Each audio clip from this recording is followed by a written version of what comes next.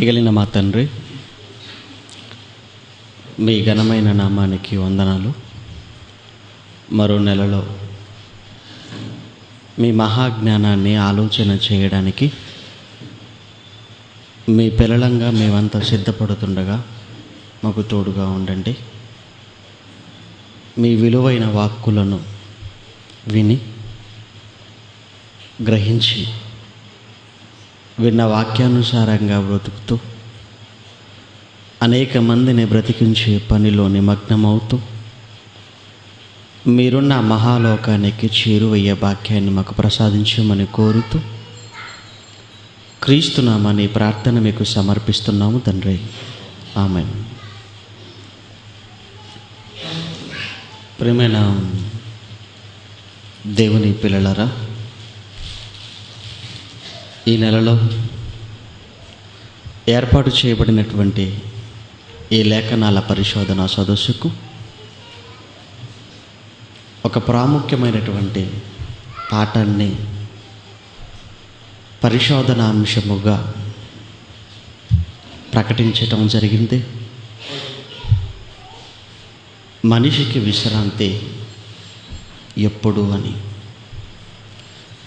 ప్రేమైన దేవుని పిల్లలారా, విశ్రాంతి అన్న పదానికి అర్థం పని లేకుండా ఉండటం, పని చేయకుండా ఉండటం. దాన్నే విశ్రాంతి అంటారు. ఇంగ్లీష్లో రెస్ట్ అంటారు. ఇంతకు మరి భూమి మీద మనిషికి, అందులో క్రైస్తవునికి పని లేని పరిస్థితి ఎప్పుడు కలుగుతుంది? పని లేని పరిస్థితుల్లోనికి ఎప్పుడు వెళతాడు? ఎందుకంటే ఈరోజు బైబిలుపై మరి క్రైస్తవులకు సరైన అవగాహన లేదు అన్నది నేను మీకు వేరుగా చెప్పనవసరం లేదు. ఒకవేళ బైబిలుపై అందరికీ అవగాహన అనేది ఒకవేళ ఉండుంటే ఈరోజు క్రైస్తవ్యం ఇన్ని బోధల మధ్య ఉండేది కాదని చెప్పాలి. ఈరోజు కొన్ని వేల రకాల బోధల మధ్య నేటి క్రైస్తవ్యం ఉండడాన్ని బట్టి బైబిలుపై ఏ ఒక్కరికి సరి అయిన అభిప్రాయం, సరి అయిన అవగాహన లేదన్నది స్పష్టంగా మనకు అర్థమవుతుంది. దీనికి గల కారణం ఏంటంటే బైబిల్ను క్రమ పద్ధతిలో ఆలోచించకపోవటం. బైబిల్ను చదవటానికి, బైబిల్ను నేర్చుకోవటానికి ఒక క్రమం అనేది ఉంది. ఆ క్రమములో బైబిల్ చదవాలి, ఆ క్రమములో బైబిల్ నేర్చుకోవాలి. బైబిల్ను బోధించేటప్పుడు కూడా ఒక క్రమములో బోధించాలి. పిల్లలకు పాఠశాలలో పాఠాలు బోధించటానికి ఒక క్రమం ఉంది. నర్సరీ మొదలుకుంటే LKG, UKG, first class, second class. ఇదేంటంటే పిల్లలకు పాఠాలు బోధించే క్రమం అది. అనగా పుట్టిన పిల్లలకు ఆ పిల్లల వయసులో ఎదుగుతున్న కొద్దీ వారికి మనం పెట్టేటువంటి భోజనం లేదా ఆహారం ఏదైతే ఉందో అందులో కూడా క్రమం అనేది దాగి ఉంది. పుట్టిన పిల్లలకు 6 నెలల వరకు కేవలం పాలు మాత్రమే ఇవ్వాలి. 6 నెలలు దాటిన తర్వాత మెత్తనైనటువంటి పదార్థాన్ని వాళ్ళకి పెడుతూ ఉండాలి. ఆ తర్వాత 1 సంవత్సరం 2 సంవత్సరాల నుంచి కాస్త ఘన పదార్థాన్ని వాళ్ళకి ఇవ్వటం అన్నది అలవాటు చేస్తుంటాం. అనగా పిల్లలు ఎదుగుతున్నప్పుడు, వాళ్ళు ఎదుగుతున్న కొలది వారికి మనం పెట్టేటువంటి ఇచ్చే ఫీడింగ్ ఏదైతే ఉందో, లేదా వారికి ఇచ్చే ఆహారం ఏదైతే ఉందో అందులో కూడా ఒక క్రమం అనేది ఉందన్న విషయం మనకు తెలుసు. అదేవిధంగా ఉపదేశించేటప్పుడు కూడా బైబిల్లో దీనికి కూడా ఒక క్రమం ఉంది అంటున్నాడు. అపోస్తలుడైన పౌలు రోమీలకు రాసినటువంటి పత్రిక 6వ అధ్యాయాన్ని మనం చూడగలిగితే, అపోస్తలుడైన పౌలు రోమీలకు రాసిన పత్రిక 6వ అధ్యాయం 17వ వచనంలో అపోస్తలుడైన పౌలు రోమీలకు రాసిన పత్రిక 6వ అధ్యాయం 17వ వచనంలో, మీరు పాపమునకు దాసులై ఉంటిరి కానీ ఏ ఉపదేశ క్రమమునకు అన్నాడు. ఏ ఉపదేశ క్రమమునకు అన్నాడు. ఉపదేశ క్రమము అంటున్నాడు, చూసారు అక్కడ? ఉపదేశ క్రమము అన్నాడు. అంటే ఉపదేశించడానికి ఏముందన్న విషయాన్ని చెబుతున్నాడు పౌలు గారు. క్రమం ఉందా? ఉంది. ఉపదేశించటంలో ఒక క్రమం ఉందన్నమాట. పాఠశాలల్లో పిల్లలకు ఉపదేశించటంలో ఎలాంటి క్రమం ఉందో, ఈరోజు క్రైస్తవులకు బైబిల్ను ఉపదేశించటంలో కూడా బోధకులు ఒక క్రమానికి అలవాటు అవ్వాలి. ఒక క్రమ పద్ధతిలో బైబిల్ను బోధించగలగాలి. ఒక క్రమ పద్ధతిలో బైబిల్లో బోధించగలగాలి అంటే వీళ్ళు బైబిల్ను క్రమంగా అర్థం చేసుకోవటం రావాలి. బైబిల్ నాకే క్రమంగా అర్థం చేసుకోలేదనుకోండి, నేనే క్రమంగా బైబిల్ అర్థం చేసుకున్నప్పుడు ఇక నేను మీకు క్రమంగా నేను ఏం బైబిల్ బోధించగలడు? కనుక బైబిల్ చదవటానికి ఒక పద్ధతి, ఒక క్రమం ఉంది. అది ముందు బోధకుడు తెలుసుకోవాలి. ఆ పద్ధతిలో ఆ క్రమంలో నేర్చుకోవాలి. నేర్చుకున్నది ఏదైతే ఉందో వచ్చిన వారికి కూడా అదే క్రమంలో వారికి నేర్పించాలి. అందుకే ప్రేమైన దేవుని వారలారా, ఈరోజు అసలు బైబిల్ బోధించటానికి, బైబిల్ నేర్చుకోవటానికి ఒక క్రమం ఉందన్న కనీసపు జ్ఞానము కూడా ఈరోజు క్రైస్తవ్య మధ్య కొరవడింది గనుకనే ఈరోజు క్రైస్తవ్య మధ్య ఇన్ని వేల రకాల బోధలు పుట్టడానికి కారణమై ఒక సగటు క్రైస్తవుడు ఏది నిజం లేదా ఏది సత్యమో ఏది అసత్యమో తెలుసుకోలేని పరిస్థితుల మధ్య కొట్టుమిట్టాడుతున్నాడు అన్నది పచ్చి నిజం అండి. అక్కడికి వెళ్తే అది రైట్ అంటున్నారు, ఇక్కడికి వెళ్తే ఇది రైట్ అంటున్నారు. ఇంతకీ ఏది రైట్ అండి? ఏది నిజమండి? ఇన్ని రకాలుగా ఉంటుందండి బైబిల్లో. దేవుడు ఇన్ని మాటలు చెబుతున్నాడండి. అటువంటప్పుడు దేవుడు ఎలా అవుతాడండి? ఆయన అసలు బైబిల్ ఇది సత్యం ఎలా అవుతుందండి? కనుక అసలు బైబిల్ సత్యమైన పుస్తకం కాదండి, బైబిల్లో ఉన్న దేవుడు దేవుడే కాదండి అని వినపడుతున్న ఈ బోధలను బట్టి దేవునికి దూరం అయిపోతున్న పరిస్థితి కూడా ఈరోజు సమాజంలో లేకపోలేదండి. అందులో భయంకరమైనటువంటి బోధ ఒకటి ఈరోజు మరి విశ్రాంతి దినాన్ని గురించి మాట్లాడుతున్నవారు. ప్రేమన దేవుని వారలారా, చాలా భయంకరమైనటువంటి పరిస్థితుల్లో వారు ఉంటున్నారు. వారు ఉండటమే కాకుండా అనేక మందిని భయంకరమైన పరిస్థితుల్లోకి ఈడ్చుకొని వెళ్ళిపోతున్నారు. అలాంటి వారి విషయం మీరు చాలా జాగ్రత్తగా ఉండండి. అసలు విశ్రాంతి అనేది ఉందా భూమి మీద క్రైస్తవుడికి అన్నది ఈరోజు లేఖనాలలో నుంచి మనం ఆలోచించేద్దామండి. విశ్రాంతి దినాన్ని గురించి కాదు, అసలు భూమి మీద క్రైస్తవుడికి విశ్రాంతి అనేది ఉన్నదా అన్నది మన విషయం. ఇక ఈరోజు విశ్రాంతి దినాన్ని గురించి కాస్త మనం ఆలోచించగలిగితే, శనివారం విశ్రాంతి దినం అనుకుని కొందరు అనుకుంటున్నారు, శనివారం కాదు ఆదివారం విశ్రాంతి దినం అని మరికొంతమంది అంటున్నారు. అనగా అసలు విశ్రాంతి ఉందా అని మనం ప్రశ్నిస్తున్నాం. వీళ్ళేమో విశ్రాంతి దినాల కోసం వీళ్ళు కొట్లాడుతున్నారు. కనుక ఇంతకీ ఏది ఏ రోజు విశ్రాంతి దినమో అన్నది అది కాసేపు మనం పక్కన పెట్టగలిగితే, అసలు భూమి మీద క్రైస్తవుడు విశ్రాంతి తీసుకోవటం అన్నది వాక్యానుసారంగా అది ఎంతవరకు సబబో, అది ఎంతవరకు వాక్యానుసారమైనదో అన్న విషయంలోకి మనం వెళ్ళగలిగితే, విశ్రాంతి ఉన్నదా? ఉన్నది. కానీ అది ఎప్పుడు విశ్రాంతి? భూమి మీద ఉన్నదా క్రైస్తవునికి? లేదు. విశ్రాంతి అన్నది ఎవరికి అవసరం? ఎప్పుడు అవసరం? విశ్రాంతి అన్నది పని చేసేవాడికి అవసరం. పనిలో ఉన్నవాడికి విశ్రాంతి అవసరం. ప్రియమైన దేవుని వారలారా, ప్రారంభంలోకి మనం వెళ్ళగలిగితే దేవుడు కూడా విశ్రాంతిలోనికి వెళ్ళినట్టుగా మనం చూస్తున్నాం. దేవుడు కూడా విశ్రమించినట్టుగా మనం చూస్తున్నాం. అంతకు మునుపు ఆయన ఏం చేశాడు? పని చేశాడు. ఆదికాండం 2వ అధ్యాయం చదవబడిన లేఖన భాగాన్ని మనం కాసేపు ఆలోచించగలిగితే, ఆదికాండం 2వ అధ్యాయం 1వ వచనంలో, ఆదికాండం 2వ అధ్యాయం 1వ వచనంలో, ఆకాశమును భూమియు వాటిలోనున్న సమస్తమును సంపూర్తి చేయబడెను. తర్వాత దేవుడు తాను చేసిన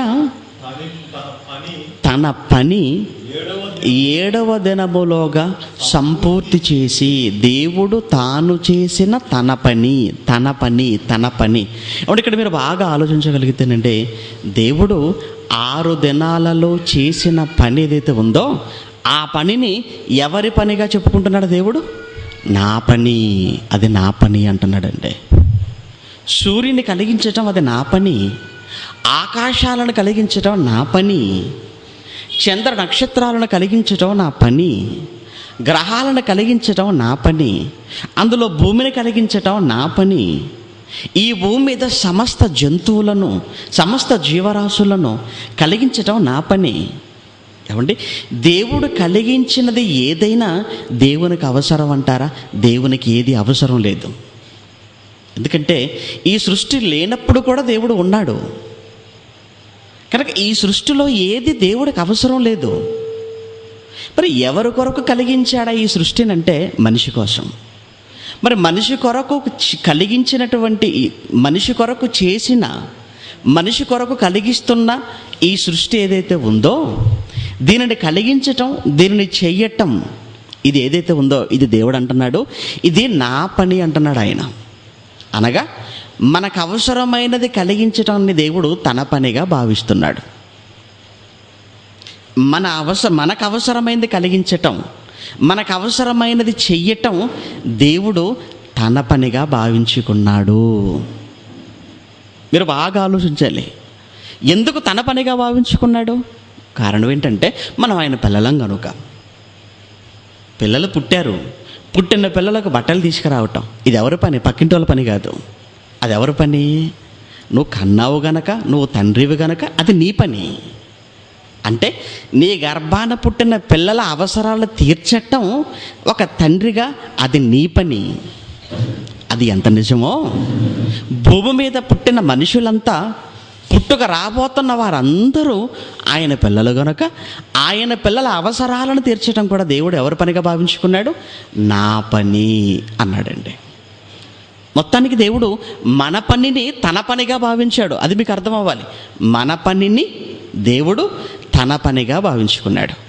తన పనిని దేవుడు 7వ దినములోగా ఏం చేశాడు? సంపూర్తి చేశాడు. ఆ సంపూర్తి చేసిన తరువాత ఆయన విశ్రమించెను అనే మాట మనం చూస్తున్నామండి అక్కడ. అంటే విశ్రాంతిలోనికి వెళ్ళిపోయాడు తండ్రి, విశ్రాంతిలోనికి వెళ్ళిపోయాడు దేవుడు. ఎప్పుడు? పని చేసిన తర్వాత, పని పూర్తయిన తర్వాత. అంటే విశ్రాంతి ఎప్పుడు అవసరం అన్నమాట మనిషికి? పని చేసిన తర్వాత. దేవుడే పని చేసిన తర్వాత విశ్రాంతిలోనికి వెళ్ళిపోయాడు.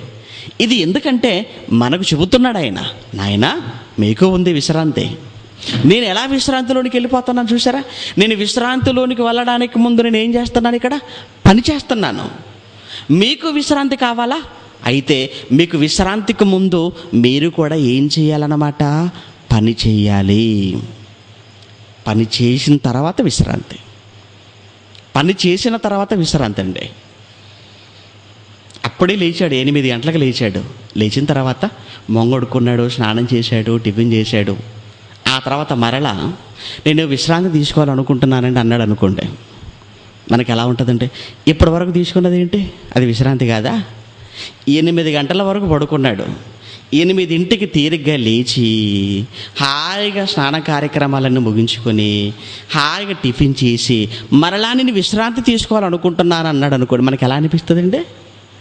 ఇప్పటి వరకు తీసుకున్న దాని పేరేంటి? ఇప్పటి వరకు నువ్వు చేసినది ఏంటి? ఇప్పటి వరకు నిద్రలోనే ఉన్నావు కదా, ఇప్పటి వరకు పడుకునే ఉన్నావు కదా, అంటే ఇప్పటి వరకు విశ్రాంతి తీసుకున్నావు. విశ్రాంతిలో నుంచి లేచి ఇప్పుడు పనిలోనికి వెళతానంటే బాగుంటుంది. మరలా విశ్రాంతిలోనికి అంటున్నావు. మరలా విశ్రాంతిలోనికి అంటున్నావు? అంటే ప్రేమైన దేవుని వారలారా, విశ్రాంతి అన్నది పని చేసిన తర్వాత తీసుకునేది. దేవుడు పని ముగించి విశ్రాంతిలోనికి వెళ్ళాడు. అదేవిధంగా ఆయన నమ్ముకున్న ఆయన పిల్లలమైన మనము కూడా ఈ భూమి మీద పని చేసి ఆ తర్వాత మనం విశ్రాంతిలోనికి వెళ్ళాలి. మరి ఇంతకీ ఏ పని చేసి విశ్రాంతిలోనికి వెళ్ళిపోవాలి? ఆదివారం విశ్రాంతి దినము అంటున్నారు. ఎక్కువ మంది కదండి. శనివారం విశ్రాంతి దినం అనే వాళ్ళు చాలా కొద్ది మంది లేండి. వాళ్ళ గురించి మాట్లాడకపోవడమే మంచిది. ఎక్కువ మంది ఆదివారాన్ని విశ్రాంతి దినంగా చెప్పుకుంటున్నారు కదండి. అనగా ఆదివారం విశ్రాంతి దినం, కాసేపు అనుకుందాం. ఆదివారాన్ని విశ్రాంతి దినం అంటున్నావు. అంతకుముందు 6 దినాలు ఏం చేసావు? అంతకు మునుపు సోమవారం నుంచి శనివారం వరకు ఏం చేశావు? పని చేశానంటావు. ఎవరు పని చేశావు? ఎవరి పనిలో ఉన్నావు? సోమవారం నుంచి శనివారం వరకు నీ ఉద్యోగానికి నువ్వు వెళ్ళిపోయావు, నీ వ్యాపారాలకు నువ్వు వెళ్ళిపోయావు, నీ పనికి నువ్వు వెళ్ళిపోయావు. అనగా 6 దినాలు నీ పని చేసుకొని 7వ దినం విశ్రాంతి దినం అని విశ్రాంతి తీసుకోవటం అది న్యాయమా? దేవుడు మన పనిని తన పనిగా 6 దినాలు చేసి 7వ దినాన విశ్రాంతిలోనికి వెళ్ళిపోయాడు. అప్పుడు నువ్వేం చేయాలి? 6 దినాలు దేవుడు పని చేసి నువ్వు దేవుని పనిని నీ పనిగా భావించుకొని 6 దినాలు పూర్తి చేసిన తర్వాత దేవుడి పనిని అప్పుడు నువ్వు 7వ దినం రెస్ట్ తీసుకో. అలా కాదు, 6 దినాలు మన పనే, 7వ దినం విశ్రాంతి అన్నట్టుగా గుడిలోనికి వెళ్ళి 1 గంట 2 గంటలు అందులో కూర్చొని ఆ తర్వాత బయటికి వెళ్ళి విశ్రాంతి దినం అయిపోయిందని గొప్పగా మాట్లాడుకుంటున్నారు. ప్రియమైన దేవుని పిల్లలారా, ఇంతకు పని ఉంది. పని చేసిన తర్వాత విశ్రాంతి తీసుకోవాలి. ఇంతకు ఎవరి పని మరదే? ఎవరి పని చేసి మనం విశ్రాంతిలోనికి వెళతామో, ఎవరి పని చేస్తే మనకు విశ్రాంతి ఉందో ఆ మాట కూడా మనం బైబిల్లో చూడగలిగితే ఒకసారి అపోస్తలుడైన పౌలు ఎఫెసీయులకు రాసిన పత్రిక 2వ అధ్యాయం, అపోస్తలుడైన పౌలు ఎఫెసీయులకు రాసిన పత్రిక 2వ అధ్యాయం 10వ వచనంలో అపోస్తలుడైన పౌలు ఎఫెసులో ఉన్న సంఘాన్ని ఉద్దేశించి వ్రాసినటువంటి ఆ పత్రిక 2వ అధ్యాయం 10వ వచనంలో మనం చూడగలిగితే, మరియు వాటి యందు మనము నడుచుకొనవలెనని దేవుడు ముందుగా సిద్ధపరిచిన సత్క్రియలు అన్నాడండి. దేవుడు ముందుగా సిద్ధపరిచిన సత్క్రియలు అన్నాడు. అంటే దేవుడు ముందుగా ఏం సిద్ధం చేశాడట? సత్క్రియలు సిద్ధం చేశాడు. సత్క్రియలు అనగా ఏమనుకుంటున్నారు? సత్క్రియలు అనగానే మంచి క్రియలు అంటారు మీరు. మంచి క్రియలు అనగానే ఈ లోకం కూడా చాలా చెప్తుంది. మంచి పనులు అనగానే అన్నదానం చేయటం మంచి పని అంటుంది, వస్త్రదానం చేయటం అదే మంచి పని అంటుంది, రక్తదానం చేయటం మంచి పని అంటుంది, కిడ్నీ దానం చేయటం మంచి పని అంటుంది, భూదానం చేయటం మంచి పని అంటుంది. అంటే ఈ పనులన్నీ మంచి పనులా? ఇవన్నీ మంచి పనులను లోకమంది. ఇప్పుడు ఇక్కడ చెబుతున్న ఈ సత్క్రియలు ఏవైతే ఉన్నావో, ఈ సత్క్రియలు అనగా లోకం అంటున్నటువంటి ఈ క్రియలు కాదు. ఒకవేళ ఇవి మంచి పనులని మీరు అనుకుంటే, ఈ మంచి పనులు చేస్తేనే పరలోకానికి వెళ్ళిపోతాం అనుకుంటే, క్రైస్తవులంగా మనకన్నా ముందు ఎవరు వెళ్తారో తెలుసండి? ఈ స్వచ్ఛంద సేవా సంస్థల వాళ్ళు వెళ్ళిపోతారు ముందు. ఎందుకు? వాళ్ళు ఎప్పుడు ఆ పని మీదనే ఉంటారు, ఎప్పుడు ఆ పని మీదనే. వాళ్ళే కదా హాస్పిటల్లో రోగులకు పనులు పంపిణీ చేస్తున్నారు. మీరేమైనా చేస్తున్నారా? లేదు. అప్పుడప్పుడు మరి ప్రకృతి వైపరీత్యాలు సంభవించి తుఫాను వచ్చినప్పుడు, వరదలు వచ్చినప్పుడు గ్రామానికి వెళ్ళిపోయి బట్టలు పంపిణీ చేస్తున్నారు, ఇంట్లో వస్తువులు పంపిణీ చేస్తున్నారు. వాళ్ళే.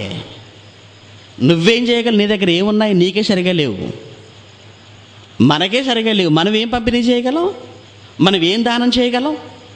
ఒకవేళ మంచి పనులు అనగానే ఇవే కార్యక్రమాలు చేయటం మంచి పనులు అనుకుంటే, ఈ పనులు చేస్తేనే పరలోకానికి వెళ్ళిపోతారు అనుకుంటే, క్రైస్తవుల కన్నా ముందు వాళ్ళే వెళ్ళిపోతారండి. ఇంతకు అవి మంచి పనులా? అవి కాదండి. సత్క్రియలు అనగానే మంచి పనులు అని అనటం తప్పు. సత్క్రియలు అనగానే బైబిల్ భాషలో సత్య సంబంధమైన క్రియలు అని. ఇంతకీ సత్య సంబంధమైన క్రియలు అనగా ఏంటని మరలా మన బైబిల్లోకి వెళ్ళగలిగితే అసలు సత్ అన్నదానికి అర్థం ఏంటండి? సత్యం.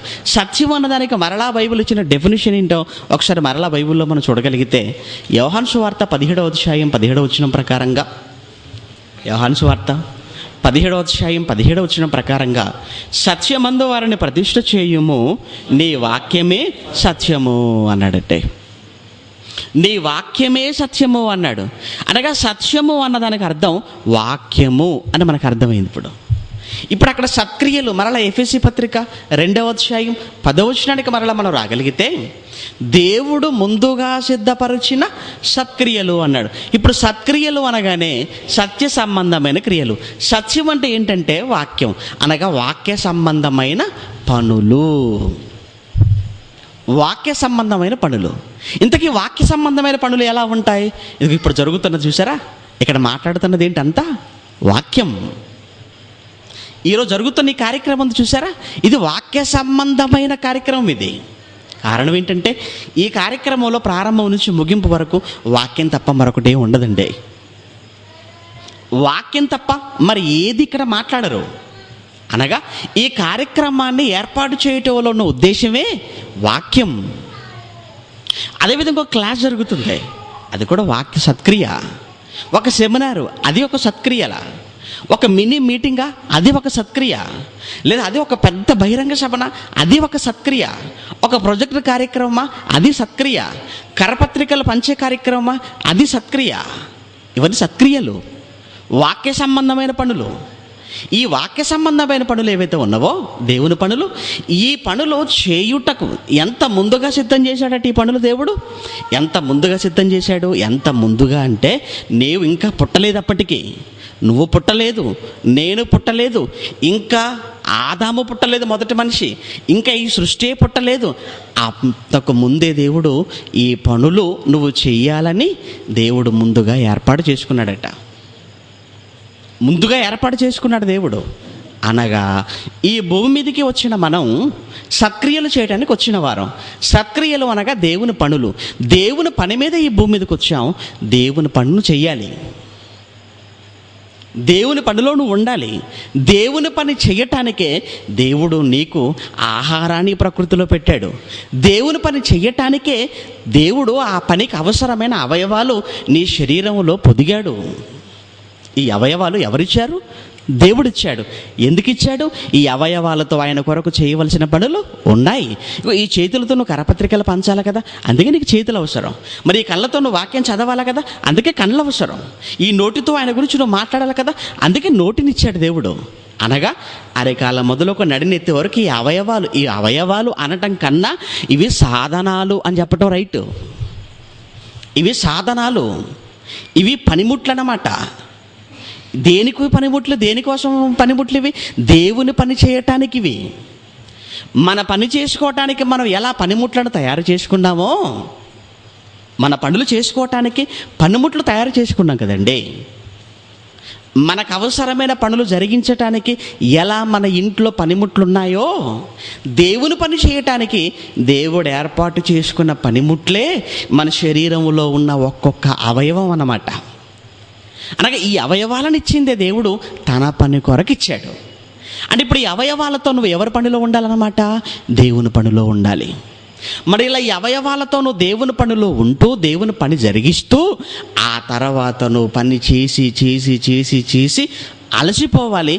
ఆఖరికి నీ ప్రాణం పోవాలి. అప్పుడు నీకుంది విశ్రాంతి. పని చేసిన తర్వాతనే కదండి విశ్రాంతి. పని చేసిన తర్వాతనే విశ్రాంతి. ఏమంటే మీరు ఈ మాటలను చెబుతున్నారు, బాగానే ఉంది. కానీ యేసుక్రీస్తు ఒక మాట అన్నాడండి మాతో. ఏమన్నాడు? ప్రయాసపడి భారం మోసుకొనుచున్న సమస్త జనులారా నా యొద్దకు రండి. ఆ మాట మీ మధ్యలో ఉంది, నాకు తెలుసు. ఆ మాట జ్ఞాపకం వస్తూ ఉంది. ఆయనేమో విశ్రాంతిని ఇస్తాను రమ్మన్నాడు. మీరేంటండి బొత్తిగా పని చేయండి, పని చేయండి, పని చేయండి, పనిలోనికి వెళ్ళండి, పని కొరకే కన్నాడని మాట్లాడితే పని మీరు అంటున్నారు ఏంటండి? ఆయన మాకు ఏమని చెప్పాడు యేసుక్రీస్తు? విశ్రాంతిని ఇస్తానని చెప్పాడు. మీరేంటండి క్లాస్కి వస్తే మీరేమంటున్నారు? పని కొరకు పిలిచాడని మీరు అంటున్నారు. ఇంతకీ యేసుక్రీస్తు చెప్పిన విశ్రాంతిని ఇస్తానన్న మాట రైటా? మీరు చెబుతున్నట్టుగా పనిలో ఉండాలన్న మాట రైటా అన్న ప్రశ్న ఒకవేళ మీలో రావచ్చు. తప్పులేదు. దాని గురించి కూడా ఆలోచిద్దాం. యేసు పిలిచాడు, విశ్రాంతిని ఇస్తానని పిలిచాడు, కానీ ఎప్పుడు ఇస్తాననే విషయాన్ని కూడా చెప్పాడు. కాకపోతే అక్కడ దాకా నువ్వు వెళ్ళలేదు. విశ్రాంతిని ఇస్తానన్నాడు మహానుభావుడు, కానీ నువ్వేం చేసావంటే అక్కడ దాకా వెళ్ళకుండగా మొదటి మాటల్లోనే నువ్వు ఆగిపోయావు అన్నమాట. రెండో మాట దగ్గరికి వెళ్ళలేదు. నేను ఇస్తాను అని చెప్పాను, నీకు ఇస్తాను అని చెప్పగానే వచ్చేయటమేనా? అప్పుడు వెంటనే అడుగుతావు, ఎవరిని మీరు ఇస్తానన్నారు, బాగానే ఉందండి, ఎప్పుడు ఇస్తారండి, ఏ టైంకి ఇస్తారండి, ఎక్కడికి ఇస్తారండి అడగవా? అడుగుతావు. మరి దేవుడు కూడా విశ్రాంతిని ఇస్తాను అన్నాడు, అనగానే వచ్చేయటమే. పోనీ వచ్చేసావు, వచ్చిన తర్వాత ఆలోచించొద్దా? ఇస్తానన్నాడు ఆయన, ఎప్పుడు ఇస్తానన్నాడు, ఎక్కడ ఇస్తానన్నా ఆలోచించాలి. అనగా శరీర సంబంధంగా నీకు ఏదో నేను ఇస్తాననేసరికి ఎప్పుడు ఇస్తారు, ఎక్కడ ఇస్తారు, ఏ టైంకి ఇస్తారని ఎంత ఆరాధిస్తున్న నీవు ఆయన విశ్రాంతిని ఇస్తాడనగానే వచ్చావు, సంతోషం. మరి విశ్రాంతిని ఇస్తానన్నావు కదా ప్రభువా, ఎప్పుడు ఇస్తావు? ఇక్కడేనా లేదా తర్వాతనా? ఒకవేళ తర్వాత అంటే ఎప్పుడు ఇస్తావు అని ఎందుకు అడగలేదు నువ్వు ఆయన్ను? అనగా ఎందుకు ఆలోచించలేదు బైబిల్లో? అంటే నీకు అవసరం లేదనుకున్నావు అంతే, విశ్రాంతి కావాలనుకున్నావు, అందుకోసం ఇంక అంతటితో ఆగిపోయావు. ఒకసారి ఆ మాటను కూడా మనం ఆలోచించగలదు. చెప్పాడైన మహానుభావుడు, విశ్రాంతిని ఇస్తానన్న ఆయన ఎప్పుడు ఇస్తానన్నాడో, ఎక్కడ ఇస్తానన్నాడో ఆ విషయాలు కూడా చెప్పాడు. ఒకసారి ఆ సందర్భాన్ని చూద్దాం. మత్తయి రాసిన సువార్త 11వ అధ్యాయం, మత్తయి గారు రాసిన సువార్త 11వ అధ్యాయం 28వ వచనంలో, మత్తయి సువార్త 11వ అధ్యాయం 28వ వచనాన్ని మనం చూడగలిగితే, ప్రయాసపడి భారము మోసుకొనుచున్న సమస్త జనులారా అన్నాడండి. అందరిని పిలిచేశాడండి. ప్రత్యేకంగా ఇండియాలో ఉన్న వారలారా అనలేదు, ప్రత్యేకంగా అమెరికాలో ఉన్న వారలారా అనలేదు. ఏమన్నాడు? సమస్త జనులారా అన్నాడు. అనగా మనుషులందరికీ పిలుపు వచ్చేసిందండి. అందరిని పిలిచాడు. చాలామంది దేవుడు నన్ను ఇంకా పిలవలేదండి అంటుంటారు. ఎప్పుడూ పిలిచేశాడు ఆయన. ఇక పిలిచే పిలుపు ఒకటే ఉంది, ఆఖరి పిలుపు, నీ చావు పిలుపు. పిలిచేశాడు ఇక్కడ. సమస్త జనులారా అంటే అందులోకి నువ్వు కూడా వచ్చేసావు. మళ్ళీ ఇంక పిలవలేదండి, పిలుపు కోసం ఎదురు చూస్తున్నానండి అంటుంటాడు. పిలుపు కోసం ఎదురు చూస్తావా? మరి ఇది పిలుపు కాదేంటి? ఇది పిలుపే. ప్రయాసపడి భారం మోసుకొనుచున్న సమస్త జనులారా నా యొద్దకు రండి, నేను మీకు విశ్రాంతి కలగజేతును. అమ్మయ్య అనుకున్నారు, అంతటితో ఫుల్ స్టాప్. అమ్మయ్య, మొత్తానికైతే యేసుక్రీస్తు దగ్గరికి వెళితే మనకి ఏముంటుందట? విశ్రాంతి. కనుక వెళ్ళిపోదాం పదండి, ఆయన విశ్రాంతిని ఇస్తాడట అనుకుంటూ వచ్చేశారు. కానీ విశ్రాంతిని ఇస్తానన్నాడే, ఎప్పుడు ఇస్తానన్నాడు, ఎలాంటి విశ్రాంతిని ఇస్తానన్నాడు, ఎక్కడ ఇస్తానన్నాడు అన్న ఆలోచన లేదేంటండి? కాబట్టి అడుగుడి మీకు ఇవ్వబడును, అంతటితో ఆగిపోయారు అంతే. ఇంకా కిందికి వెళ్ళలేదు, ఇంకా ఆ తర్వాత అసలు పట్టించుకోలేదు. అడుగుడి మీకు ఇవ్వబడును అన్నాడు గనక ఏం చేద్దాం? ఇంక ఇప్పుడు అడిగేద్దాం అని అడగటం ఆరంభించేశారు. ఇంతకు ఏం అడగమన్నాడు? ఏం అడగమన్నాడో అనవసరం, అడగమన్నాడు కనుక అడిగేద్దాం, అంతే కదండి. అడుగుడి అన్న ఆయన మన ఎలాంటి వాళ్ళం ఆయన తెలియదండి. అమ్మో, అడుగుడి అంటే అన్ని అడిగేస్తాడు, ఏది అడగాలో కూడా తెలియదు వీళ్ళకు. అడుగుడి అన్న మాటను బట్టి ఏదైనా అడగటానికి సిద్ధపడిపోతారు మనుషులు. ఏదైనా అవసరమైతే నేను కూర్చొని సింహాసనాన్ని అడిగేస్తారు వీళ్ళు. అంతటి గొప్పవాళ్ళు వీళ్ళు. ఏమండి, అడుగుడి అన్నాడు, కానీ ఏం అడగాలో అన్న విషయాన్ని కూడా చెప్పాడు. కాకపోతే అక్కడ చెప్పలేదంతే.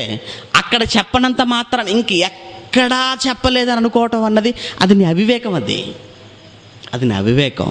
కాబట్టి ఈ మధ్యకాలంలో నుండి అడుగుడి మీకు ఇవ్వబడును అన్న వాక్యాన్ని విడదీసి చెప్పుకుంటున్నారండి. విడదీసేశారు వాక్యాన్ని. ఎలా విడదీశారో చెప్పమంటారా?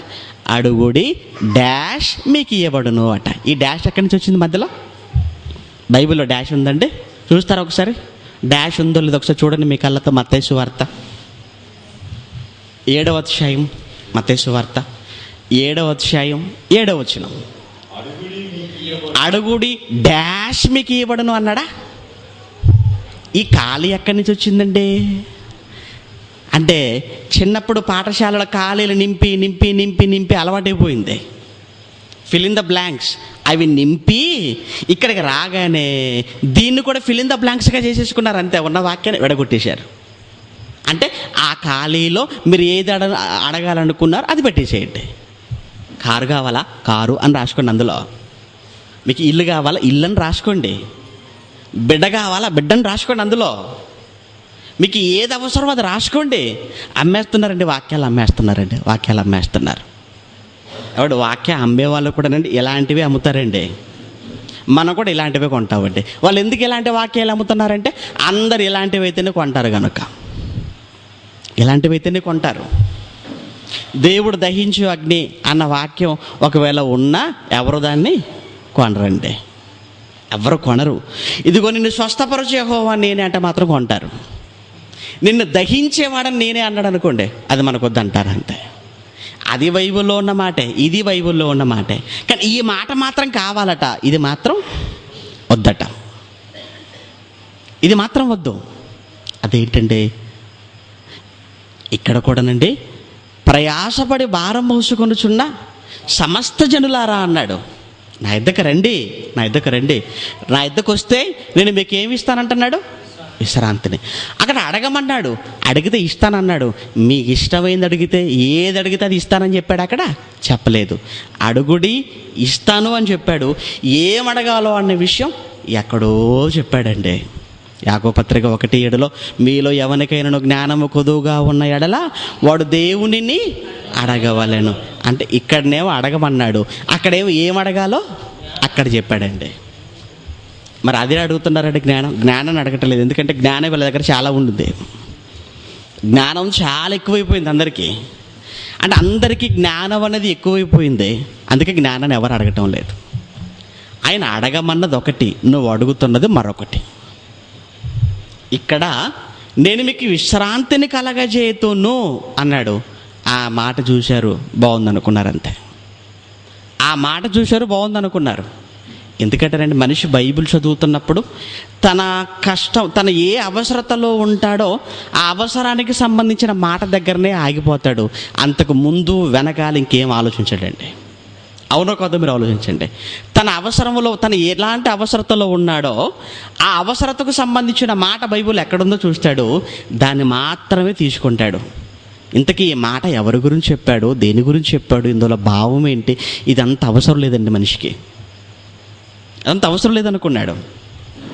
దప్పిగోణిల వారలారా నా యొద్దకు రండి అన్న యేసుక్రీస్తు అన్న మాట చూశాడండి. సోడా వ్యాపారం చూసుకునేవాడు. అమ్మో ఇదేదో మన బిజినెస్కి ఉపయోగపడేటట్టుగా ఉంది అనుకున్నాడు అంతే. ఆ మాట చదువుకున్నాడు బైబిల్లో. చదువుకొని అమ్మో ఇది మన సోడా వ్యాపారానికి ఇది బాగానే పనికొచ్చినట్టు ఉంది కదా అనుకున్నాడు. వేసవికాలం ఎప్పుడు వస్తుందో అని ఎదురు చూశాడు అంతే. వేసవికాలం రానే వచ్చేసింది. సోడా బండి తయారు చేయటం అయిపోయింది. ఆ బండికి వాక్యం రాయటం కూడా అయిపోయింది. ఏం రాశాడనమాట? ఇదే దప్పిగొనిల వారు నా యొద్దకు రండి అంటే సోడా బండి దగ్గరికి అనమాట. సోడా బండి కోసం చెప్పాడు ఆ మాట. సోడా బండి కొరకు రాయబడిన మాట. నేను ఇచ్చి ఈ నీళ్లు త్రాగితే ఇంకెప్పటికీ దప్పికొనరు అన్నాడు. సోడా తాగితే మళ్ళీ దాహం అవుదేంటి? సోడా తాగితే దాహం అవుదా? నేను ఇచ్చి ఈ జలము మీకు ఉచితంగా ఇస్తానన్నాడు. సోడా మాత్రం ఉచితంగా ఇస్తాడన్నాడు? లేదు. అంటే మాకు అనవసరం అండి, మాకు సరిపోనుందండి మాట, అందుకే మేము తీసుకున్నామండి. అది నీ ఇష్టమే, అంత నీ ఇష్టమే. ఇక్కడ కూడా ఈ మాట విషయంలో కూడా ఇదిగో ప్రయాసపడి భారం మోసుకుంటున్నారా, నా దగ్గర నేను మీకు విశ్రాంతిని ఇచ్చేస్తానన్నాడు. అమ్మయ్య మీ మొత్తానికైతే ఆయన దగ్గరికి వచ్చామండి, మాకు ఇప్పుడు ఏముందండి, ఇప్పుడు మాకు విశ్రాంతి ఉందండి, ఇంకా మీ విశ్రాంతిలో ఉన్నామండి అంటున్నారు. అందుకే సంఘాలలో ఉన్న వాళ్ళకంటే పెద్దగా కార్యక్రమాలు పనులు ఉంటే ఏమి ఉండవండి. వాళ్ళకి ఏ పనులు లేవు. వాళ్ళకన్నా బైబిల్ క్లాసులు ఉంటాయా, సెమినార్లు ఉంటాయా, ఏమన్నా సువార్త కార్యక్రమాలు ఏమైనా ఉన్నాయంటారా, మీటింగ్స్ ఏమైనా ఉన్నాయంటారా? ఏమి లేవు. ఆదివారం ఆరాధనకు వచ్చి వెళ్ళిపోతే చాలు. ఏమంటే మీరు కేవలం ఆదివారం ఆరాధన పేరుతో 4 గోడల మధ్యన కూర్చొని మీరు వెళ్ళిపోతున్నారు. మీకు ఏ కార్యక్రమాలు లేవా? మాకు ఏమీ లేవండి. ప్రభు దగ్గరికి వస్తే మాకు ఏముందని చెప్పాడు? ముందు విశ్రాంతి అని చెప్పారండి. అందుకే మేము విశ్రాంతిలో ఉన్నామండి. ఇప్పుడు మేము విశ్రాంతిలో ఉన్నామండి, మాకేం పని లేదండి అంటున్నారంటే ఈ మాటను బట్టి. ఏమండి, విశ్రాంతిని ఇస్తానన్న మహానుభావుడు ఎప్పుడు ఇస్తానన్నాడు, దానికి ముందు మనం ఏం చేయాలో అనే విషయాన్ని కూడా అదే మాటలో కంటిన్యూషన్గా మాట్లాడుతూ వచ్చాడండి. కానీ కట్ చేశారండి, ముక్కలు చేసేసారనమాట, కట్ చేసేసారు. వాళ్ళకి అవసరమైనంత వరకు తీసేసుకున్నారు. కిందనే చెబుతున్నాడండి మహానుభావుడు, ఎంత మంచివాడండి. రమ్మన్నాడు, ముందు రమ్మన్నాడు. నువ్వు రావటానికి ముందు చెప్పాడు ఆ మాట. నువ్వు రావాలి, ముందు నువ్వు రావాలి. నువ్వు రావాలన్న ఉద్దేశంతో విశ్రాంతిని ఇస్తాను అన్నాడు. వచ్చిన తర్వాత మళ్ళా నీకు ఏం చెబుతున్నాడు చూడండి. ఇప్పుడు ఇదిగో నేను సాత్వికుడును, దీన మనసు గలవాడను గనుక మీ మీద నా కాడి ఎత్తుకొని, ఇదేంటండి విశ్రాంతిని ఇస్తానరా అన్నాడు. పోన్లే అని వెళ్ళాం. వెళ్ళగానే అంటున్నాడు ఆయన, నేను చాలా మంచివానండి, నేను చాలా సాత్వికుడును, దీన మనసు గలవాడను, ఇదిగో నా కాడ ఒకటి ఉంది, ఈ కాడ మీ మీద ఎత్తుకోండి అన్నాడు. ఇదేంటండి, అప్పటికే మనం భారంతో ఉన్నాం కదా, మనకున్న భారాన్ని తీస్తాడని పోతే మళ్ళా లేని భారాన్ని మన మీద మళ్ళా భారం పెడుతున్నాడండి. కాడి అంటే ఏంటండి, భారం అండి. విశ్రాంతిని ఇస్తానని చెప్పాడు, వెళ్ళాము. వెళ్ళగానే అంటున్నాడు ఆయన, ఇదిగో నా కాడ ఒకటి ఉంది, ఈ కాడ మీ మీద మీరు ఎత్తుకోండి అన్నాడు. అసలే భారంతో ఉంటే మరొక భారాన్ని మన మీద పెడుతున్నట్టుగా ఎక్కడ కనబడుతుందంటే, మరో భారాన్ని పెడుతున్నాడు మన మీద ఆయన. తల్లి వంటగదిలో ఉండి వంట చేస్తున్నప్పుడు మరి ఆ వంటకు అవసరమైనది ఏదో ఒకటి మర్చిపోయింది అనుకోండి. ఇప్పుడు ఈ వంటగదిలో ఉండేటి అవసరం, ఇప్పుడు కొట్టు దగ్గరికి వెళ్ళి రావాలి, పిల్లలేం బయట ఆడుతున్నారు, ఇప్పుడు వాడితో పని పడింది. ఇప్పుడు తల్లి వంటగదిలో ఉంది, వాడేం బయట ఉన్నాడు. బయట ఉన్న వానికి పని చెప్పింది అనుకోండి, వాడు రాడు. అందుకే ఏం చేస్తాడు తెలివిగా, నాయన ఇక్కడికి రారా అంటుంది, నేను రాను అంటాడు. ఎందుకంటే వాడికి అర్థమైపోయింది ఏంటి, ఏదో ఒక పని చెబుతుందని. నేను రానంటాడు. ఏం పని లేదులే కానీ రారా అంటుంది. మరి ఏం పని లేని దానికి ఎందుకు పిలుస్తున్నావు? ఏమీ పని లేని దానికి నువ్వెందుకు పిలుస్తున్నావు అంటే, పనుంది కానీ వాడు అక్కడ ఉండగానే పని చెప్పాను అనుకోండి, అట్టించడే పరారైపోతాడు. అందుకే ఏం పని లేదు కానీ రానాయన అనగానే, ఫోన్లో ఏం పని లేదు అట్లే అనుకుని వస్తాడు. రాగానే రూపాయి చేతులు పెట్టి నాయన కొట్టు దగ్గరికి వెళ్ళి రారా అంటాం. అంటే ముందు వాడు రావటానికి నువ్వు ఎలా పిలిచావు, ఏం పని లేదులే రాయనాయన అంటాం. కానీ వచ్చిన తర్వాత మళ్ళీ రూపాయి ఇచ్చి మళ్ళా పని చెబుతున్నావా లేదా? చెబుతున్నావు. నీకేని తెలివితేటలుంటే, అంటే నీ కొడుకుతో పని చేయించుకోవటానికి నువ్వే ఇలా ఆలోచిస్తే, మనతో పని చేయించుకోవటానికి యేసుక్రీస్తు అలా ఆలోచించటంలో తప్పుందా? ఏం లేదండి. అందుకే ప్రయాసపడి భారం మోసుకొనుచున్నారా, నా ఎద్దకు రండి, నేను మీకు ఏమిస్తాను. అమ్మయ్య ఏం పని లేదులే రండి అన్నాడు. అంతే. రాగానే అంటున్నాడు, నా కాడి ఎత్తుకొని అన్నాడండి. అంతే. రాగానే రూపాయి చేతులు పెట్టినట్టు అమ్మ, రాగానే ఆయన ఏం పెడుతున్నాడు, రూపాయి కాదు కాడెత్తుకో అంటున్నాడు. ఇంతకీ కాడంటే ఏంటి? భారం. కాడి అంటే బరువు, అంతే కదండి. పల్లెల్లో రైతు సోదరులు పొలానికి వెళ్ళి నేలను దున్నాలి, దుక్కి దున్నాలి అంటే ఇప్పుడు ఏం చేయాలన్నమాట, కాడి ఎత్తాలి. కాడి ఎత్తుతున్నాడంటే పశువుకి ఇప్పుడు ఏముంది, పని. అనగా రైతు కాడి ఎత్తి పశువు యొక్క భుజం మీద పెడుతున్నాడు అంటే ఇప్పుడు ఆ పశువు విశ్రాంతిలోనికి కాదు వెళ్ళేది, ఎందులోకి వెళ్తుంది? అది ఇప్పుడు పనిలోనికి వెళుతుంది. ఇప్పుడు ఆ ఎత్తబడిన కాడి, పశువు భుజంపై ఎత్తబడిన ఈ కాడేదైతే ఉందో, ఈ కాడితో పొలానికి వెళ్ళి ఉదయం నుంచి సాయంకాలం వరకు పొలాన్నంతా దున్నాలి. తిరిగి సాయంకాలం ఇంటికి రావాలి.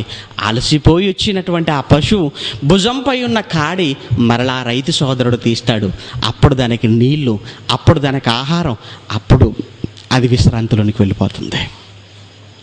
అంటే పని చేసిన తర్వాత పశువుకు విశ్రాంతి, పని చేసిన తర్వాత దానికి విశ్రాంతిలోనికి పంపిస్తున్నాం మనం. కాడు ఎత్తుతున్నామంటే దానితో పని ఉందని అర్థం. ఇప్పుడు యేసుక్రీస్తు దగ్గరకు వచ్చాం మనం అంతా, ఆ మాట విని వచ్చాం. ప్రయాసముతో ఉన్న వారు అందరూ నా దగ్గర రండి అన్న మాట ఏదైతే ఉందో ఆ మాటకు విధేయులమై మనమంతా వచ్చాం. వచ్చిన వెంటనే అన్నాడు, ఇదిగో నా కాడి ఎత్తుకోండి అన్నాడు. ఇంతక కాడి ఏంటి, ఆ కాడి ఏంటి, ఆ బరువు ఏంటి, ఆ భారం ఏంటది అని మరలా మన బైబిల్లోకి వెళ్ళగలిగితే, కొరింథీయులకు రాసిన మొదటి పత్రిక పౌలు గారు, అపోస్తలుడైన పౌలు కొరింథీయులకు రాసిన మొదటి పత్రిక 9వ అధ్యాయం 16వ వచనంలో, అపోస్తలుడైన పౌలు కొరింథీయులకు రాసిన మొదటి పత్రిక 9వ అధ్యాయం 16వ వచనంలో, నేను సువార్తను ప్రకటించవలసిన భారము కాడి, చూసారా, నేను సువార్తను ప్రకటించవలసిన భారము అన్నాడు. భారము అంటే బరువు. బరువు అంటే ఏంటనమాట? కాడి అని అర్థం. కాడి ఎలా ఉంటుందండి? భారం కదండి కాడి, బరువు కదా. ఇప్పుడు సువార్తను ప్రకటించవలసిన భారము అన్నాడు, బరువు అన్నాడు, అది కాడి అన్నమాట. నా మీద మోపబడి ఉన్నది. ఎప్పుడు మోపబడ్డది? ఎప్పుడైతే దమస్కుకు వెళ్ళే మార్గములో కింద పడిపోయాడో, ఆ తర్వాత దమస్కు పట్టణానికి వెళ్ళి ఎప్పుడైతే అననీయ చేతుల మీదుగా బాప్తిస్మాన్ని తీసుకున్నాడో, ఎవరు? పౌలు గారు. ఆ బాప్తిస్మం తీసుకున్న ఆ క్షణాన్న ఈ కాడన్నది ఆయన మీదికి వచ్చేసిందన్నమాట. అంటే నీ మీదికి వచ్చింది, నా మీదకు వచ్చింది. ఎప్పుడన్నమాట? మనం బాప్తిస్మం తీసుకున్న రోజున మనము కూడా కాడిని ఎత్తుకున్న వారం. బాప్తిస్మం అన్న దానికి అర్థం ఏంటో తెలుసండి? బాప్తిస్మం అన్న దాని మాటలో బాధ్యతను స్వీకరించటం అని అర్థం ఉంది. అందులో బాప్తిస్మం అంటే బాధ్యతను స్వీకరించటం అనగా, ఈ రోజు నుంచి నేను దేవుని పనిలో ఉంటాను, ఈ రోజు నుంచి నేను దేవుని పని జరిగిస్తాను అనగా నువ్వు దేవుని పని చేయటానికి ఒప్పుకున్నావు అని అనటానికి సాదృశ్యం ఏంటంటే నువ్వు తీసుకున్న బాప్తిస్మమే అన్నమాట. యేసుక్రీస్తు బాప్తిస్మం తీసుకున్నాడు. ఎక్కడికి వెళ్ళిపోయాడు? ఇంటికి వెళ్ళిపోయి మళ్ళీ వడ్రంగి పని చేసుకున్నాడా? లేదండి. ఎప్పుడైతే యేసుక్రీస్తు 30వ ఏట యోర్దాను నదిలో యోహాను గారి చేతుల మీదుగా బాప్తిస్మాన్ని తీసుకున్నాడో, ఆయన సరాసరి వెళ్ళిపోయాడండి, వాక్యం చెప్పడానికి వెళ్ళిపోయాడండి. ఆయన మరలా ఇంటికి వెళ్ళి వడ్రంగి పనిలో ఉన్నట్టుగా మనకు కనపడదు. మనం ఏం చేసాం? బాప్తిస్మం తీసుకున్నాం, సరాసరి ఆఫీస్కి వెళ్ళిపోతుంటాం. మన బాప్తిస్మం తీసుకున్నాం, సరాసరి డ్యూటీకి వెళ్ళిపోతున్నాం. బాప్తిస్మం తీసుకున్నాం, మనం ఇంటికి వెళ్ళిపోతున్నాం. ఆయన బాప్తిస్మం తీసుకొని పనిలోకి వెళ్ళిపోయాడు, మన బాప్తిస్మం తీసుకొని ఇంటికి వెళ్ళిపోతున్నాం. అంటే బాప్తిస్మానికి ముందు మనకి ఇవేమీ తెలియవు కదండి. బాప్తిస్మానికి ముందు మనకి ఎవరు చెప్పలేదు కదండి. మనకి ఏం చెప్పారంటే, మీరు బాప్తిస్మం తీసుకుంటే చాలు పరలోకానికి వెళ్ళిపోతారని చెప్పారండి. అదొక పెద్ద మాయ మాట అండి. అది చాలా మోసకరమైన మాట అండి. ఈ మాట ఈరోజు అనేక మంది ఈ మాటను నమ్మి నిత్యాగ్ని దండనకు వెళ్ళిపోవడానికి సిద్ధంగా ఉన్నారండి. ఏమండి మీరు ఆలోచించండి. అండ్ పని చేయకపోతే ఎవరైనా జీతం ఇస్తారండి ఈ లోకంలో? ఎవ్వరు ఇవ్వరండి. ఎవ్వరూ ఇవ్వరండి. పని చేయకపోతే ఈ భూమి మీద ఎవ్వరూ నీకు జీతం ఇవ్వనప్పుడు, ఆయన పనిని నువ్వు చేయకపోతే నిత్య జీవం అనే ఆ జీతాన్ని దేవుడు నీకు ఎందుకు ఇస్తాడంటారు? ఎలా ఇస్తాడంటారు? కనీస జ్ఞానం అండి ఇది. కనీస జ్ఞానం. దేవా నాకు పరలోకాన్ని ఇచ్చేయి, అసలు ఎందుకు ఇవ్వాలి? ఒకసారి ఆలోచించు. ఏం చేసావని ఇవ్వాలి దేవుడికి? ఆఫీసులో అడుగు పెట్టగానే నాకు జీతం ఇచ్చేయి అన్ని భాషను అడగగలవా? నీ ఆఫీసర్ని అడగగలవా? మెడబెట్టి బయటికి దోసేస్తాడు. నువ్వు ఇంకా పని చేయలేదు, ఇంకా నువ్వు జాయినింగే సరిగా లేదు, నీది అటెండెన్సే సరిగా లేదు నీకు, అప్పుడే నువ్వు జీతం అడుగుతున్నావా? తోసేని వినంటారు బయటికి, అంతే. ఏమండి పరలోకం వంటిది, దేవుడిచ్చే ఆ మహాలోకం. నువ్వు పని చేయకుండా ఎలా వెళ్ళిపోతావు? నువ్వు బాప్తిస్మం తీసుకోవటంలోనే ఆయన నేను బాధ్యతను తీసుకుంటున్నాను అర్థం ఉండదు. అందుకే అంటున్నాడు పౌలు గారు, అయ్యో సువార్తను ప్రకటింపవలసిన భారము నా మీద మోపబడి ఉన్నది. అయ్యో నేను సువార్తను ప్రకటింపకపోయిన ఎడల నాకు శ్రమ. విశ్రాంతి అంటాం లేదా ఆయన? నాకు శ్రమ ఎప్పుడు? నేను సువార్తను ప్రకటింపకపోతే. సువార్తను ప్రకటింపకపోతే ఏముందంటున్నాడు పౌలు గారు? శ్రమ అన్నాడు. సువార్తను ప్రకటిస్తే విశ్రాంతి, సువార్తను ప్రకటించకపోతే ఏముంది? శ్రమ. మరలా మత్తయి సువార్త 11:29 చూడండి ఒకసారి ఆ మాట. మత్తయి సువార్త 11వ అధ్యాయం 29వ వచనం. నేను సాత్వికుడను, దీన మనస్సు గలవాడను గనుక మీ మీద నా కాడి ఎత్తుకొని నా యొద్ద మీరు నేర్చుకొనండి, అప్పుడు మీ ప్రాణములకు విశ్రాంతి దొరుకున. అప్పుడు అన్నాడు, రాగానేనా? వచ్చిన వెంటనే అన్నాడా? లేదు. ఎప్పుడు దొరుకుతుందన్నాడు? మీరు రావాలి, వచ్చిన తర్వాత కాడి మీ భుజం మీద ఎత్తుకోవాలి, ఎత్తుకున్న మీరు నేర్చుకోవాలి, ఆ తర్వాత అనేక మందికి ప్రకటించాలి, అప్పుడు మీ ప్రాణములకు విశ్రాంతి దొరుకును. మొత్తానికైతే విశ్రాంతిని ఇస్తానన్నాడండి మహానుభావుడు. విశ్రాంతి ఉందా క్రైస్తవులకు? ఉంది. అది ఎప్పుడన్నమాట? ఎప్పుడుంది విశ్రాంతి? కాడి ఎత్తుకున్న కాడి ఏదైతే ఉందో ఆ కాడిని చివరి మట్టుకు నువ్వు మోసి ఆ తర్వాత నువ్వు ప్రాణాలు పోగొట్టుకుంటే అప్పుడు దొరుకుతుందండి మీ ప్రాణములకు విశ్రాంతి. అప్పుడు దొరుకుతుందండి. అది పౌలు గారికి తెలుసండి. అందుకే అంటున్నాడండి, నేను సువార్తను ప్రకటించకపోతే, ఆ కాడిని మోయకపోతే, అర్థమవుతుందా? ఆ కాడిని నేను మోయకపోతే నాకేముందంటున్నాడు? శ్రమ ఉందన్నాడు. ఆ కాడిని మోస్తే నాకేముండదన్నమాట? శ్రమ ఉండదు. కాడిని మోయకపోతే శ్రమ, మోస్తే ఏముంది? విశ్రాంతి ఉన్నదన్నమాట. అంటే మీకు విశ్రాంతి కావాలా? మీకు విశ్రాంతి కావాలా? అంటే మీకు విశ్రాంతి కావాలంటే మీరు ఏం మోయాలన్నమాట? ఇప్పుడు ఆయన కాడిని మోయాలి. ఏంటి ఆయన కాడి? భారం. ఏంటా భారం? సువార్త భారము అన్నాడంటే. సువార్త ప్రకటించే భారం అన్నాడు. అది మన అందరిపై ఉంది. బాప్తిస్మాన్ని పొందిన మన అందరిపై ఉంది. ప్రతి క్రైస్తవుడిపై ఉంది. కేవలం ఒక పాస్టర్ గారు చేస్తే సరిపోదు, ఒక కాపరి చేస్తే సరిపోదు. ఆయన చేస్తే ఆయన వెళతాడు పరలోకానికి. మరి నీ సంగతి ఏంటి? నీ సంగతి ఏంటి? లేదండి మా పాస్టర్ గారు చేస్తున్నాడండి పని అంటావా? అవును, మీ పాస్టర్ గారు చేస్తున్నారు, ఆయన వెళ్ళిపోతాడు పరలోకానికి. మరి నువ్వే నరకానికి వెళ్ళిపోతావా? నరకానికి వెళ్ళిపోతావా? ఆయన ఒక్కడు వెళ్ళిపోతే సరిపోతుందా? లేదు, నీవును పరలోకానికి వెళ్ళాలి. నీ కుటుంబంలో ప్రతి ఒక్కరూ పరలోకానికి వెళ్ళాలి.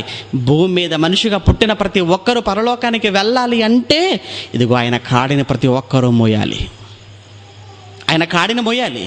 అలా ఆయన కాడిని చివరి మట్టుకు ఎవరైతే మోస్తారో అలా మోసిన వారే పరలోకానికి వెళ్ళిపోతారంటే అక్కడ ఉందండి విశ్రాంతి. భూమి మీద ఏముందండి విశ్రాంతి? అసలు భూమి మీద విశ్రాంతి అన్న మాటకు అర్థం ఉందండి? అసలు లేదండి. అసలు భూమి మీద మనిషికి ఎక్కడుందండి విశ్రాంతి అంటారు? చెప్పండి. ఏమండి భూమి మీద మనిషికి విశ్రాంతి ఉందంటారండి? అండ్ విశ్రాంతి నెమ్మదండి. ఏముందండి నెమ్మది మనకు? చెప్పండి. భూమి మీద నేను చాలా ప్రశాంతంగా ఉన్నానని అన్న వాళ్ళు ఎవరు ఉన్నారండి? ఇక్కడ కూర్చున్న వాళ్ళలో నేను చాలా నెమ్మదిగా ఉన్నానని అన్న వాళ్ళు ఎవరు ఉన్నారా? అసలు ఎవరు ఉండరండి. ఉండటానికి కూడా వీలు లేదండి. ప్రతి ఒక్కరు ఏదో ఒక రకమైన సమస్య, ఏదో ఒక రకమైన బాధ, ఏదో ఒక రకమైనటువంటి కష్టాల్లో తప్పనిసరిగా ఉంటారు. అసలు భూమి మీద మనుషుల్లో ఎవరికి ఉంది, ఎక్కడుందంటారు విశ్రాంతి? కనుక భూమి మీద మనిషికి విశ్రాంతి అది లేదు. నువ్వు నిజంగా క్రైస్తవుడు అయిన తర్వాత నీకు ఇంకా భయంకరమైన శ్రమలు నిన్ను వెంటాడితే, నువ్వు నిజంగా క్రైస్తవుడివై నిజమైన క్రైస్తవుడిగా ఈ భూమి మీద బ్రతుకుతున్నప్పుడు నీ పరిస్థితి ఎలా ఉంటుందో పౌలు తిమోతికి రాసిన 2వ పత్రిక 3వ అధ్యాయం 12వ వచనంలో మాట్లాడుతూ, తిమోతికి రాసిన 2వ పత్రిక 3వ అధ్యాయం 12వ వచనంలో, క్రీస్తు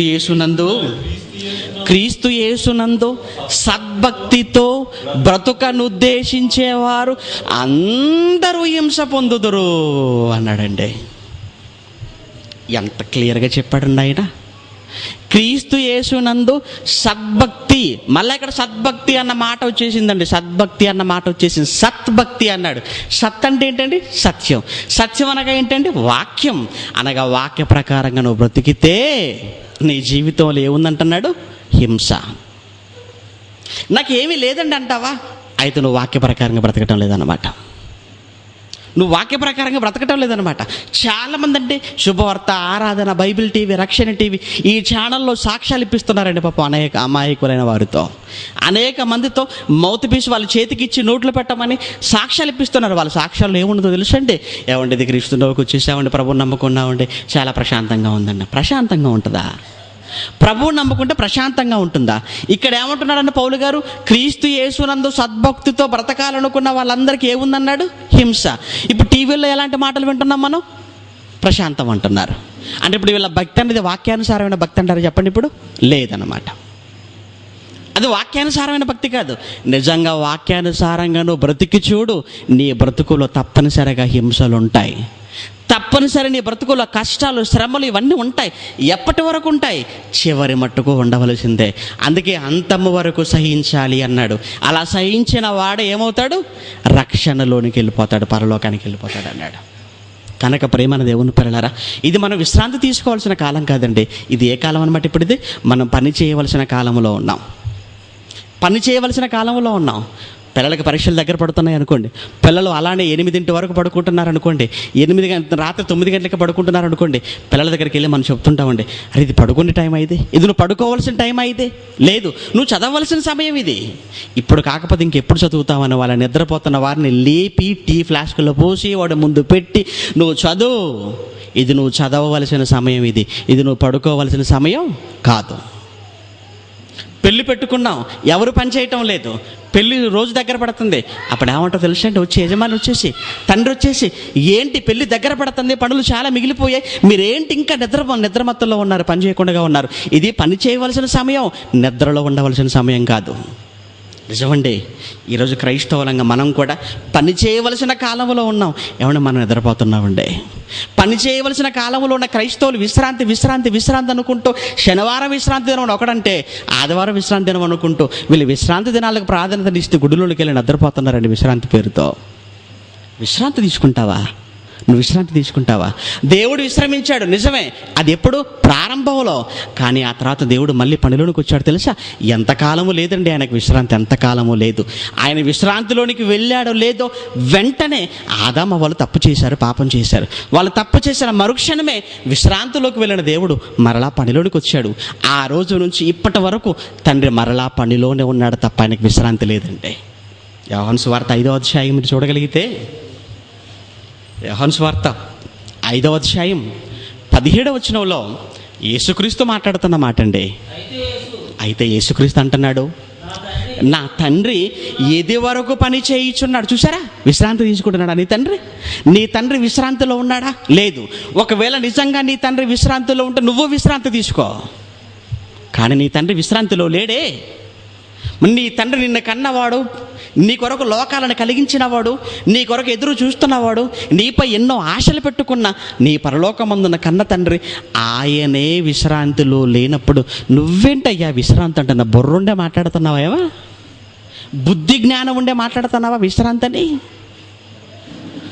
నీ తండ్రి పనిలో ఉన్నాడు. ఆయన ఇక్కడ యేసుక్రీస్తు మాట్లాడుతున్నాడు, నా తండ్రి ఇది వరకు పని చేయుచూనే ఉన్నాడు, నా తండ్రి ఇది వరకు పని చేయుచూనే ఉన్నాడు, నా తండ్రి పనిలో ఉన్నాడు. ఆయన పిల్లలమని చెప్పుకుంటూ నువ్వెక్కడ ఉంటున్నావు? నువ్వు విశ్రాంతిలో ఉంటావా? తండ్రి పనిలో ఉంటే నువ్వు పనిలో ఉండాలి. ఏమండి, తండ్రి పని చేస్తున్నప్పుడు కొడుకు కాళ్ళ మీద కాలేసుకొని కూర్చున్నాడు అనుకుని ఏమంటారని, ఎవరు నీకన్నా బుర్ర ఉందా? నీ తండ్రి కష్టపడుతావు, నువ్వేంట్రా హాయిగా తాపిగా కూర్చున్నావు అంటారు లోకంలో. నీ తండ్రి అంత కష్టపడుతున్నాడు, అంత పని చేస్తున్నాడు, నువ్వేంట హాయిగా ఫ్యాన్ వేసుకొని టీవీ ఆన్ చేసుకొని కాళ్ళ మీద కాలేసుకొని కూర్చొని హాయిగా టీవీ చూస్తున్నావు? నీకన్నా బుర్ర ఉందా? అసలు నువ్వేనా కుమారుడువేనా? నీకేమైనా జ్ఞానం ఉందా? వెళ్ళు నీ తండ్రికి సహకరించు అంటారండి లోకం. నిజమండి. మరి తండ్రి పరలోకంలో ఉన్న కన్న తండ్రి ఆయన ఇప్పుడు ఎక్కడున్నాడు? ఆయన పనిలో. ఆయన పనిలో లేడంటారా? ఆయన పనిలో ఉన్నాడు. ఆయన పనిలో ఉన్నాడు కనుక మనం ప్రాణాలతో ఉన్నాం. ఆయన పనిలో ఉన్నాడు కనుక నువ్వు ప్రాణాలతో ఉన్నావు. ఆయన పనిలో లేడంటానికి లేదు. ఆయన పనిలో ఉన్నాడు. ఆయన పనిలో ఉన్నాడు. ఆఖరికి 2000 సంవత్సరాల క్రితం వచ్చిన యేసుక్రీస్తు ఆయన చెబుతున్న మాట చూడండి ఇప్పుడు మళ్ళీ ఆయన గురించి. ఇదిగో నేను పని చేయుచున్నాను, తండ్రి పనిలో ఉన్నాడు, ఇక్కడ నేను కూడా పని చేయుచున్నాను. తండ్రి అయిన దేవుడు పనిలో ఉండగా, యేసుక్రీస్తు పనిలో ఉండగా, ఏమండి ఆయన పిల్లలం చెప్పుకుంటున్న వారమ్మగా, యేసుక్రీస్తుకు సోదరులం చెప్పుకుంటున్న వారమ్మగా మన విశ్రాంతి తీసుకోవటం న్యాయం అంటారా? చెప్పండి. నువ్వు విశ్రాంతి తీసుకుంటావా? అవునండి, యేసుక్రీస్తు అప్పుడు పనిచేశాడు, ఇప్పుడు విశ్రాంతి తీసుకుంటాడని అంటావా? లేదండి. ఎప్పటికీ పరలోకంలోని యేసుక్రీస్తు మన గురించి విజ్ఞాపన ప్రార్థనలు తండ్రికి చేయటం లేదంటారా? మన గురించి చెప్పండి. ఉన్నాడండి. అంటే ఇప్పటికైనా నీ గురించిన పనిలో ఉన్నాడు. తండ్రి పనిలో ఉన్నాడు, యేసుక్రీస్తు పనిలో ఉన్నాడు, పరిశుద్ధాత్ముడు ఎలాగో ఈ కాలంలో ఆయన పనిలో ఆయన ఉన్నాడండి ఇప్పుడు. అనగా తండ్రి అయిన దేవుడు, యేసుక్రీస్తు, పరిశుద్ధాత్ముడు అందరూ పనిలో ఉన్నారు. ఆఖరికి మనం ఉన్న ఈ సృష్టి దేవదూతలు వీళ్ళు పనిలో లేరా? వీళ్ళు పనిలో ఉన్నారండి. రోమిలకు రాసిన పత్రిక 8వ అధ్యాయం అపోస్తలుడైన పౌలు రోమిలకు రాసిన పత్రిక 8వ అధ్యాయం 22వ వచనంలో అపోస్తలుడైన పౌలు రోమిలకు రాసిన పత్రిక 8వ అధ్యాయం 22వ వచనంలో మనం చూడగలిగితే, ఇదిగో సృష్టి యావత్తు ఇది వరకు ఏకగ్రీవముగా మూలుగుచు సృష్టి యావత్తు ప్రసవ వేదన పడుచున్నది అన్నాడండి. ప్రసవ వేదన. ఎప్పుడండి ప్రసవ వేదన? ప్రసవ వేదన అంటే బాధ. ఎప్పుడు? ఇదిగో అది మనకు సేవ చేయటంలో ప్రసవ వేదన అనుభవిస్తుందండి. సూర్యుడు 1500 కోట్ల సంవత్సరాలుగా మనకు వెలుగునిస్తున్నాడు కదా. చంద్రుడు కూడా 1500 కోట్ల సంవత్సరాలుగా మనకు కాంతినిస్తున్నాడు కదా. మనం ఉన్న ఈ నేల 1500 కోట్ల సంవత్సరాలుగా తిరుగుతుంది కదా. తన చుట్టూ తాను తిరగటమే కాక సూర్యుని చుట్టూ కూడా తిరుగుతుంది కదా. ఈ నేల మనకు సారాన్ని ఇస్తుంది కదా. ఏమంటే ఇన్ని జరుగుతున్నాయండి ప్రకృతిలో. ఈ ప్రకృతిలో ఉన్నవన్నీ మన కొరకు పనిలో ఉన్నాయండి, పనిలో ఉన్నాయి. ఎన్ని సంవత్సరాలు? 1500 కోట్ల సంవత్సరాలుగా ఈ ప్రకృతి మన పనిలో ఉంది. ఆఫ్టర్ ఆల్ నీ ఆయుష్ అంతా, నీ వయసు అంతా భూమి మీద, నీ ఆయుష్ మహా అయితే ఒక 60-70. సృష్టి పుట్టినప్పటి నుంచి నీ పనిలో ఉండగాలేంది, నువ్వు 60 ఏళ్ళు దేవుని పనిలో ఉండలేకపోతున్నావు ఏంటి సోదరా? నీ కొరకు 1500 కోట్ల సంవత్సరాలుగా ఈ సృష్టి నీ పనిలో ఉంటే, ఈ సృష్టిలో ఉన్న దేవుని కుమారుడమైన నీవు దేవుని కొరకు 60 ఏండ్లు పని చేయలేకపోతున్నావంటే నీకన్నా దరిద్రుడు మరి ఎవరుంటారు ఇక భూమి మీద? నీకన్నా దౌర్భాగ్యుడు మరి ఎవరుంటారు ఇంకా? నీకన్నా సేవకులు కదా. సృష్టి అంటే దేవదూతులు అనగా సేవకులు. సేవకులు పనివారు కొన్ని 100 కోట్ల సంవత్సరాలుగా పనిచేస్తున్నారు. మాట్లాడితే నేను దేవుని కుమారుని అంటున్నావు. కుమారుడుగా నువ్వేం చేయగలుగుతున్నావు దేవుని కోసం ఒకసారి ఆలోచించు. కుమారుడని చెప్పుకోవటంలో లేదు సంతోషం దేవుడికి. కుమారుడు అయినందుకు ఆయన అర్థం చేసుకుని ఆయన పనిలో నువ్వు ఉంటే అప్పుడు ఆయనకు సంతోషం. మరి ఉంటున్నావా? అసలు నాకు పనే లేదని తిరుగుతున్నావు ఊరి మీద ఆబోతులాగా. నాకు పనేవి లేదనుకుంటున్నావు. ఆదివారం వాళ్ళ ఆరాధన పేరుతో 4 గోడల మధ్యకి వెళ్ళిపోతాను, నా దివ్యమంగళ రూపాన్ని ఒకసారి దేవుడు చూపించేస్తాను, ఆ తర్వాత బయటికి వెళ్ళిపోతాను అంతే. మరలా ఆదివారం వస్తే తప్ప నేను మళ్ళీ కనబడను అంతే గుళ్ళో. లేదా మరలా పండగ రావాలి, పండగ వస్తే తప్ప మరలా నేను కనబడను. అవును కదండి. దేవునికి ఆదివారం తమ స్వరూపాలు చూపించే వాళ్ళు కొంతమంది అయితే, పండగ వస్తే తప్ప దేవుడికి తమ స్వరూపాలు చూపించారు మరి కొంతమంది. ఏంటిది? దేవుడికి అలానే చూపించేస్తావా? ఏమర్థమయ్యాడు దేవుడు?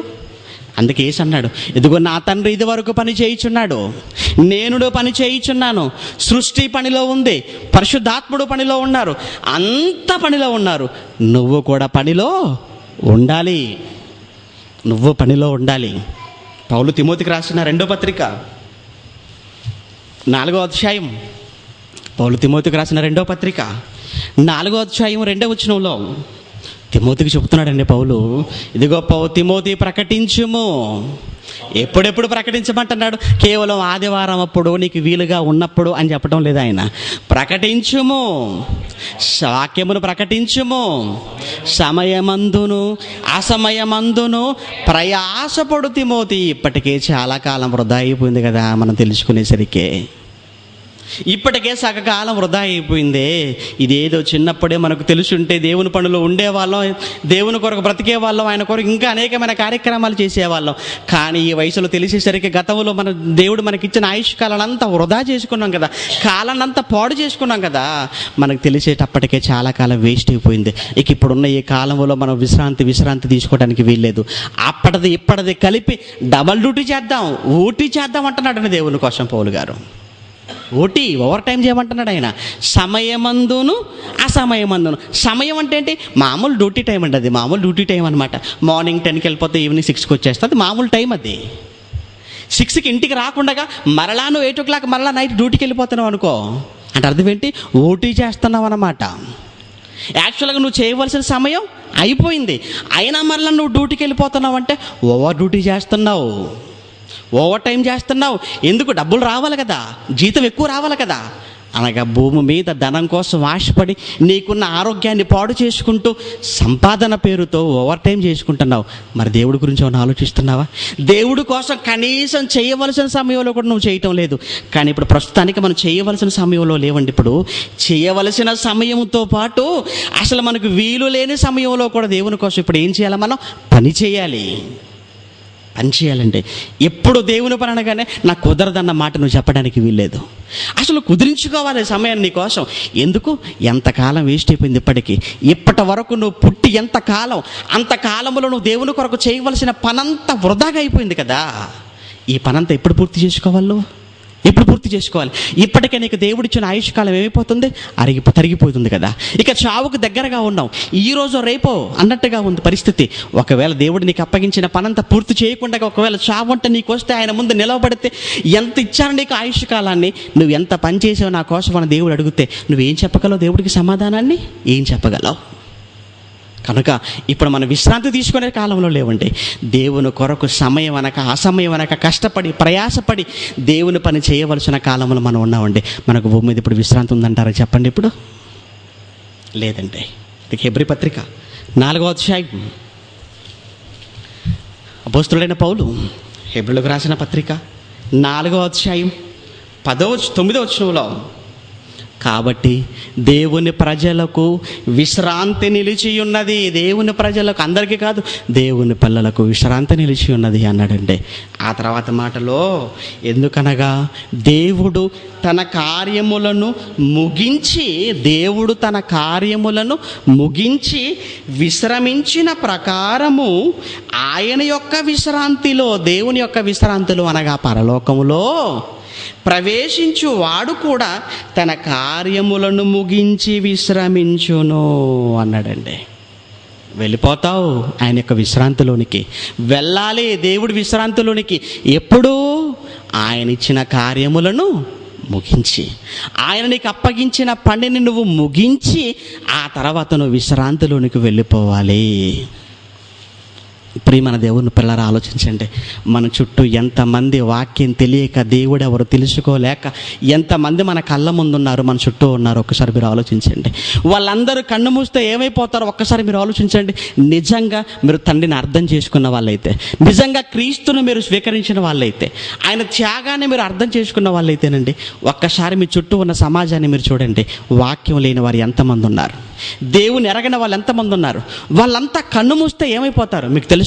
వాళ్ళంతా కన్ను మూసారా పాతాళానికి జారిపోతారు. అనగా నీ కళ్ళ ముందున్న వారు నరకానికి వెళ్ళిపోతున్నారన్న సంగతి నీకు తెలిసి నువ్వు ఎలా నిద్రపోగలుగుతున్నావు చెప్పు? నీ కళ్ళ ముందున్న వారు నరకానికి వెళ్ళిపోవడానికి సిద్ధంగా ఉన్నారని తెలిసి కూడా ప్రాణాపాయ పరిస్థితుల్లో ఉన్నారు.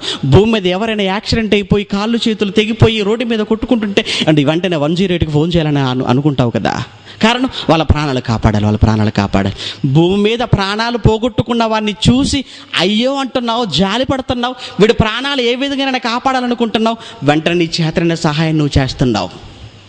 బాగుంది. మరి నీ కళ్ళ ముందు ఆయన నమ్మని వారు, దేవుని నమ్మని వారంతా నరకానికి వెళ్ళిపోతున్నారన్న సంగతి నీకు తెలుసు కదా. నిత్యాగ్ని దండనకు వెళ్ళి జారిపోతున్నారన్న సంగతి నీకు అర్థమవుతుంది కదా. మరి వాళ్ళ కోసం నువ్వు ఏం చేయగలుగుతున్నావు చెప్పు? వాళ్ళ కోసం నువ్వు ఏం చేయగలుగుతున్నావు? వాళ్ళ కోసం ఏమి చెయ్యని చేతగానే నీవు ఎవరో చెప్పిన మాటలు మాత్రం పట్టుకొని ఇంటింటికి వెళ్ళి మాయ మాటలతో, మోసకరమైన మాటలతో నువ్వు పాడైపోయిందే గాక వాళ్ళను కూడా నీతో పాటు పాత్రలకు వెళ్ళుకొని తీసుకుని వెళ్ళడానికి ఇష్టపడుతున్నావంటే నీకు ఒక మనసు ఉంది, నువ్వు ఒక క్రైస్తవుడివి, నువ్వు ఒక పనికి మాలిన వెధవవు. అంతే కదా. మరి నీ మాట ఎలా ఉండాలి తెలుసా? నీ మాట ఒక వ్యక్తిని దేవుడికి దగ్గర చేసేదిగా ఉండాలి తప్ప దేవుళ్ళో నుంచి దూరం చేసేదిగా ఉండకూడదు.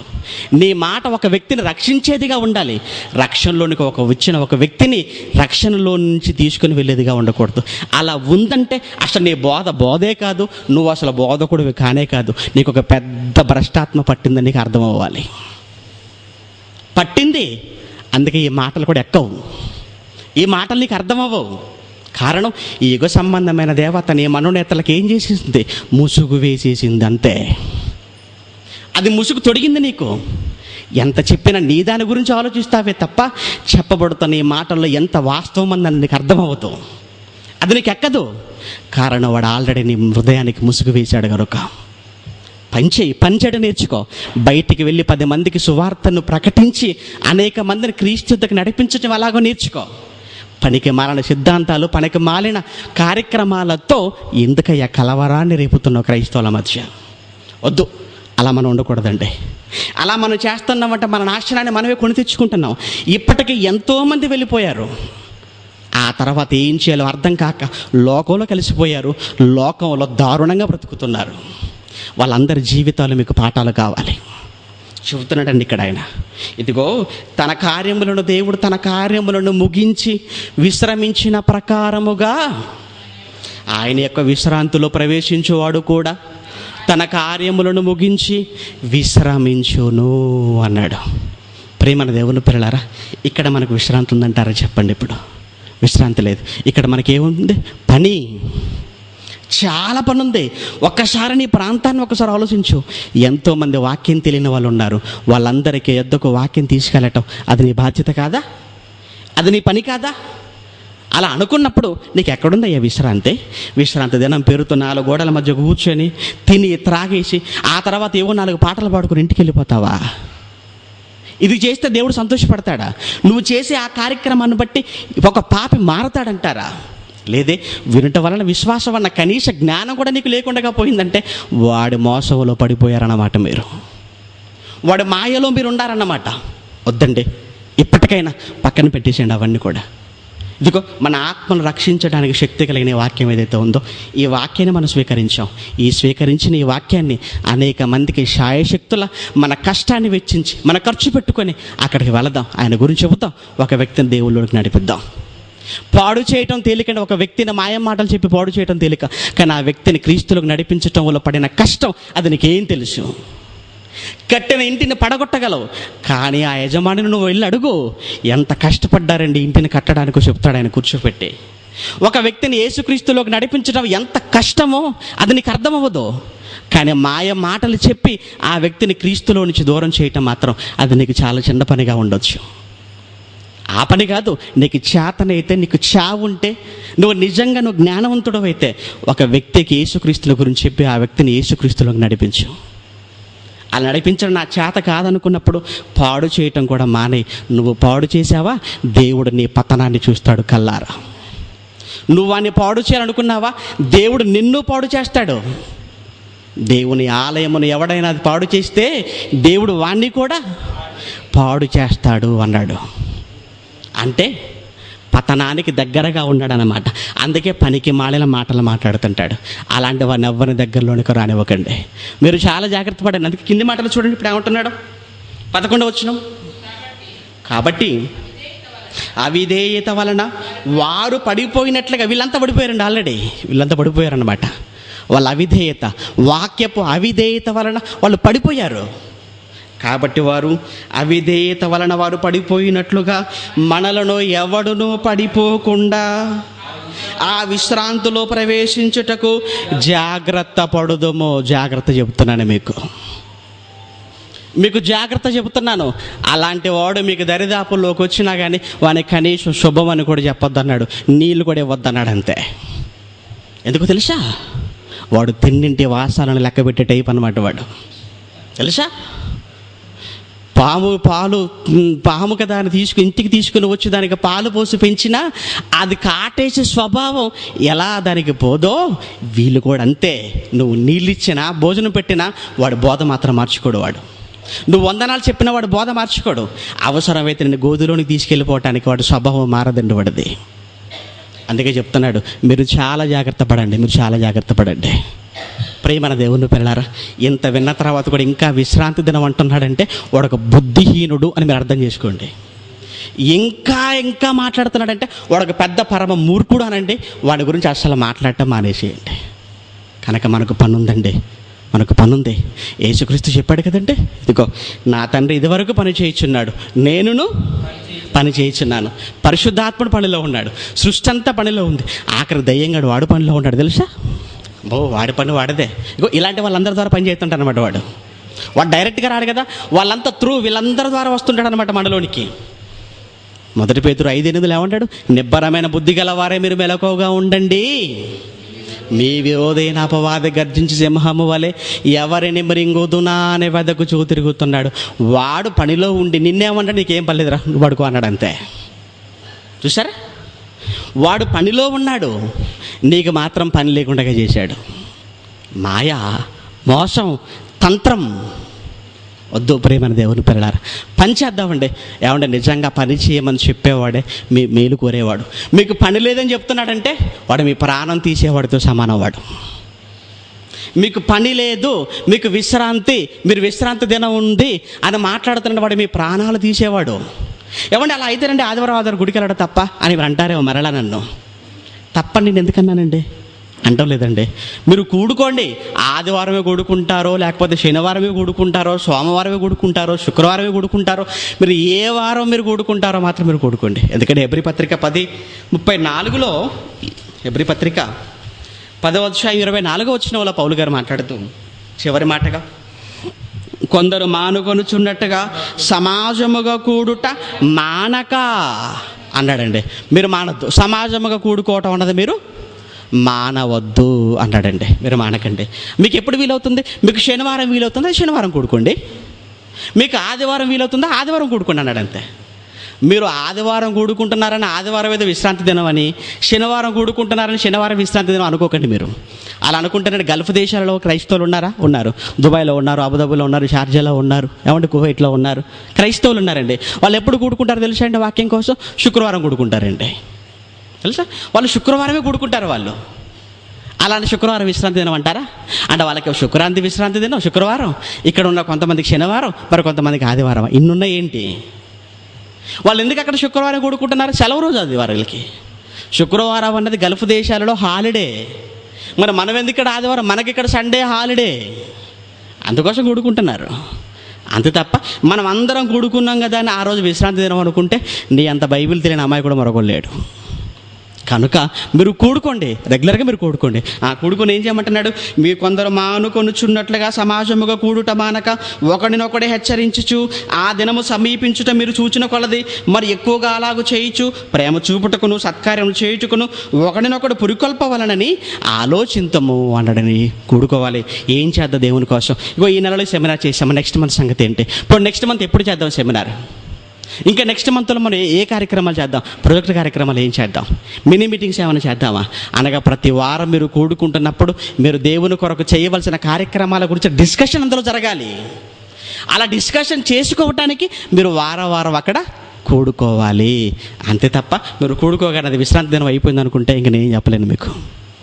కనుక ప్రేమ దేవుని పిల్లలారా ఆలోచించండి. మూలం, సారం. అందుకే ఉపదేశ క్రమము అన్నాడంటే బైబిల్లో ఒక క్రమమైన పద్ధతిలో నేర్చుకోవాలి. బోధించే ముందు కూడా ఒక క్రమమైన పద్ధతిలో నువ్వు బోధించాలి. ఇంత విన్న తర్వాత ఇంకా విశ్రాంతి దినం అంటే నువ్వు నన్ను అడగటం కన్నా తిరగట రాయి కట్టుకొని వెళ్ళి సముద్రంలో దూకమన్నాడు యేసుక్రీస్తు. ఆ పని చేయి, బెటరు. అంతకని నేనేం చెప్పలేను నీకు. ఇంకా పని పని పని పని అంతుంటే నువ్వు విశ్రాంతి అంటున్నావు అంటే నీకేమైనా ఉందా? నీ తండ్రి పనిలో ఉన్నాడు, యేసు పనిలో ఉన్నాడు, పరిశుద్ధాత్ముడి పనిలో ఉన్నాడు, సృష్టి పనిలో ఉంది. ఆఖరికి నేను తీసుకెళ్ళడానికి వాడు కూడా పనిలో ఉన్నాడు. నువ్వు విశ్రాంతి అంటే ఏం బాగుంది చెప్పు ఇప్పుడు? లేదు, నాకు పని ఉంది, నేను కూడా ఇప్పటి నుంచి పని చేస్తాను. పని చేసి చేసి చేసి నువ్వు అలసిపోతే అప్పుడు ఇస్తాడు నీకు విశ్రాంతి. ఎక్కడ? పరలోకం. పరలోకానికి వెళ్ళిపోయావు అనుకోండి, నెమ్మదండి. ఇంకా పరలోకానికి వెళ్ళిపోతే మళ్ళీ కష్టం, బాధ, ఈ కుటుంబ సమస్యలు, ఆరోగ్య సమస్యలు ఏమైనా ఉంటాయని అక్కడికి వెళ్ళిపోతే. అసలు పరలోకానికి వెళ్ళిపోతే ఈ సమస్యలే ఉండవు. అసలు ఆకలి దప్పిక లేవండి, ఇక సమస్యలు ఏమున్నాయి చెప్పండి మనకి? ఇంకా మనకున్న సమస్యలు ఎలా? మన కడుపు నింపుకోవడానికి కదండి సమస్యలు. ఈ కోటి విద్యలు ఎందుకోసం వచ్చాయి? కూడు కోసం, కడుపు కోసం. ఇక అసలు ఆ కడుపుకు ఆకలే లేదన్నాడు పరలోకంలో. అంటే నీకు అసలు కష్టం, బాధ, శ్రమ ఇవి ఏవి నీకు పరలోకంలో ఉండవు. కనుక మనిషికి విశ్రాంతి ఎప్పుడు? పరలోకంలో ఉంది విశ్రాంతి. మరి పరలోకం అనే విశ్రాంతిలోనికి వెళ్ళటానికి భూమి మీద ఏం చేయాలన్నమాట? మనం అంతా పని చేయాలి. పని చేసి భూమి మీద ప్రాణాలు పోగొట్టుకుంటే అప్పుడు పరలోకంలో మనకు విశ్రాంతి దొరుకుతుంది. కనుక ఇప్పుడు మనమంతా ఏ కాలంలో ఉన్నాం? పని చేయవలసిన కాలంలో ఉన్నాం. ప్రార్థన చేసుకుందాం, కళ్ళు మూసుకోనండి. దయగలిగిన మా కన్న తండ్రి, మీకు వందనాలు నాయనా. మీ మాటలు చెప్పాను తండ్రి. విన్న మాటల్లో ఉన్న పరమార్థాన్ని మీ పిల్లలు గ్రహించగలిగే మంచి మనస్సును వారికి ప్రసాదించమని కోరుతున్నాం. ఎవరి మీద వ్యక్తిగతమైనటువంటి కోపం మాకు లేదు తండ్రి. వారందరూ వాక్యాన్ని, మీ మాటలను అర్థం చేసుకొని గ్రహించుకొని మీ వద్దకు రావాలి, మీ పనిలో ఉండాలి అన్న ఆవేదనే తప్ప మరొకటి కాదు తండ్రి. ఈ వాక్యాన్ని విన్న మీ పిల్లలందరూ విని ప్రశ్నించటం కాకుండా విన్న వాక్య ప్రకారంగా భూమి మీద బ్రతకటానికి కృప చేయమని కోరుతూ, మీ చిత్తమైతే మరో నెలలో మేమంతా కలుసుకొని మరికొన్ని విలువైన సంగతులు మాట్లాడుకొని పర్యంతం మమ్మల్ని అందరినీ మీ కాపుదలలో ఉంచి కాపాడతారని ఆశపడుతూ ఈ కార్యక్రమానికి కార్యకర్తలైన మీ పిల్లలందరి కోసం ప్రార్థిస్తూ మంచి ఆరోగ్యాన్ని, ఆయుష్ను ప్రసాదిస్తూ మీ పిల్లల మధ్య మంచి ఐక్యతను, సఖ్యతను ప్రసాదించమని అర్థిస్తూ క్రీస్తు నామాన్ని ప్రార్థన మీకు సమర్పిస్తున్నాము తండ్రి. ఆమేన్. మన తండ్రి అయిన దేవుని ప్రేమ, కుమారుడైన యేసుక్రీస్తుల వారి కృప, పరిశుద్ధాత్మని యొక్క అన్యోన్య సహవాసం ఇప్పుడు ఎల్లప్పుడూ సదాకాలం మనందరికీ తోడై నడిపించునుగాక. ఆమేన్.